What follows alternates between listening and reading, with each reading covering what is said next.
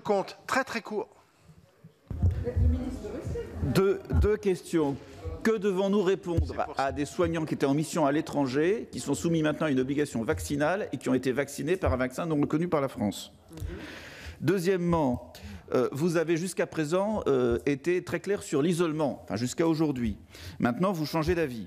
Alors que la contamination explose. Comment ça va être possible de contrôler cela? Jusqu'à présent, vous nous expliquiez, et vous aviez raison, de dire que s'il y avait isolement, il y avait stratégie de contournement. Cette stratégie de contournement, elle va exister. Ce qui veut dire que dans quelques semaines, vous n'aurez plus l'information des gens qui sont réellement contaminés, parce que les gens ne se testeront plus. Voilà. Donc, comment voulez-vous piloter au plus près, alors que vous êtes en train de paniquer et de remettre en cause un principe que jusqu'à présent vous aviez toujours dit, l'isolement, on fait appel à l'éthique de responsabilité et pas au contrôle policier, qui implique aussi qu'on change de nature de SIDEP, qui était un fichier médical et qui va devenir un fichier de police. Merci. Et comment voulez-vous le faire alors que les contaminations explosent? Merci, monsieur le comte. Merci.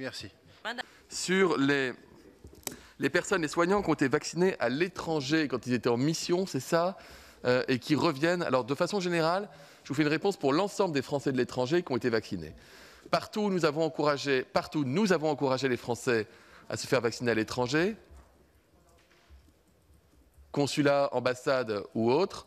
Et évidemment, nous les avons encouragés à être vaccinés avec des vaccins reconnus par l'Agence européenne du médicament. Nous n'avons pas distribué de Spoutnik dans les ambassades en Russie, monsieur le sénateur. Non, mais on a incité les gens à se vacciner localement. Non, mais on a incité les gens... à se vacciner localement. Et c'est qu'après que le...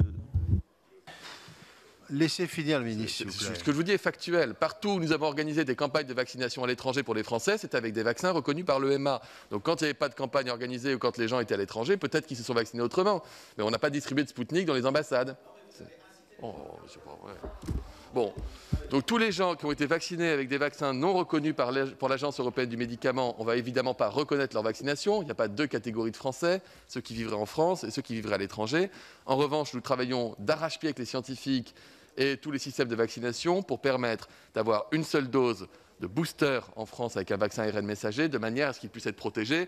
Auquel cas, quand ils arrivent, ils ont besoin d'un test, et ensuite, ils sont vaccinés quand ils arrivent, et une semaine plus tard, ils ont leur passe sanitaire et on n'en parle plus.